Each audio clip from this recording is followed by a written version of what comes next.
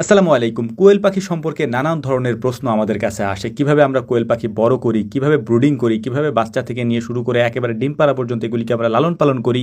এই বিষয়গুলি নিয়ে অনেক প্রশ্ন আপনাদের থাকে। আজকের এই ভিডিওতে তার সম্পূর্ণটা আমি বলে দেওয়ার চেষ্টা করব, যতটুকু সম্ভব হবে ইনশাআল্লাহ। একটা আলাদা ভিডিও তৈরি করে এই বিষয়গুলি আপনাদেরকে আমরা জানিয়ে দিচ্ছি এই কারণে, কারণ আপনারা যখন আমাদেরকে ফোন দেন বা আমাদের কাছে এই বিষয়গুলি জানতে চান, তখন অল্প সময়ের মধ্যে এত কিছু আপনাদেরকে বোঝানোটা আমাদের পক্ষে সম্ভব হয় না। তো যাই হোক, আলহামদুলিল্লাহ আমরা আজকে শুরু করব একেবারে ছোট বাচ্চা থেকে, অর্থাৎ একদিনের বাচ্চা যেটা ফুটে বের হয়েছে মেশিন থেকে, সেটা দিয়ে শুরু করব এবং সেইটার 10 দিন পর্যন্ত যে ব্রুডিং সিস্টেমটা রয়েছে সেটা সম্পর্কে আমরা আগে জানানোর চেষ্টা করব।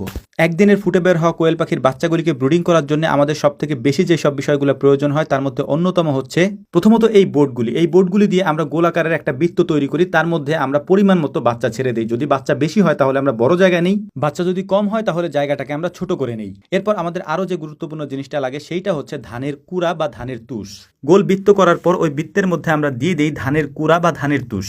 ধানের তুষের উপরে দেওয়া হয় নরম কাপড়। এই নরম কাপড়ের জায়গায় অনেকেই পেপার ব্যবহার করেন, তবে আমরা পেপার ব্যবহার করি না। আমরা নরমটা দেওয়ার চেষ্টা করি যাতে করে ওরা খুব সুন্দরভাবে এটার উপর দাঁড়াতে পারে বা হাঁটতে পারে। এই কাজগুলি কমপ্লিট হওয়ার পর আমরা একটা ব্রুডার এনে ব্রুডারটাকে এখানে সেট করে দিই। এই ব্রুডারটার নিচে 4টা বাল্ব দেওয়া আছে, অর্থাৎ 100 পাওয়ারের 4টা বাল্ব দেওয়া আছে। যেহেতু জায়গাটা ছোট তাই আমরা এভাবেই করছি।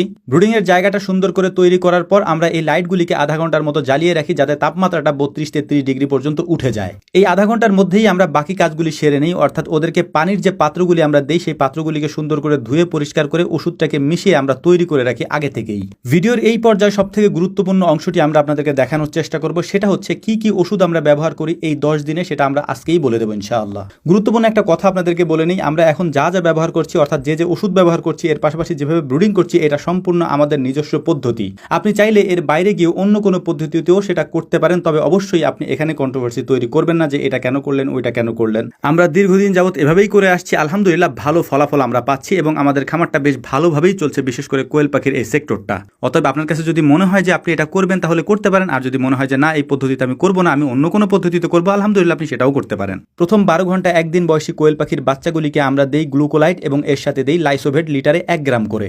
এর পরের 12 ঘন্টায় দেওয়া হয় লিটারে 1 গ্রাম করে ডক্সিএভেট। এভাবে চলে 3 দিন। চতুর্থ দিন থেকে আমরা দেই হচ্ছে রেনাডাব্লিউএস, যেটা মাল্টিভিটামিন, এটা লিটারে 1 গ্রাম করে 12 ঘন্টা দেই এবং বাকি 12 ঘন্টা আমরা সাদা পানি দেই। 3 থেকে 6 দিন পর্যন্ত এটা চলতে থাকে। সপ্তম দিন থেকে আমরা দেই হচ্ছে থায়াবিন 12 ঘন্টা লিটারে 1 গ্রাম করে। এর পাশাপাশি বাকি 12 ঘন্টা আমরা দিয়ে থাকি জিঙ্ক, এটাও লিটারে 1 গ্রাম করে আলহামদুলিল্লাহ আমরা দিয়ে থাকি। এভাবেই আমরা 10 দিনের একটা কোর্স শেষ করি ব্রুডিং এর। এই 10 দিন ব্রুডিং শেষ করার পর 10 দিন থেকে নিয়ে 35 দিন পর্যন্ত আমরা আর কোনো ওষুধ দেই না। 35 দিন যখন বয়স হয় তখন আমরা 3 দিন পর্যন্ত আমরা ভিটামিন AD3টা ওদেরকে খাওয়াই, অর্থাৎ 35 থেকে 38 দিন পর্যন্ত ওদেরকে ভিটামিন AD3টা খাওয়ানো হয়। অনেকেই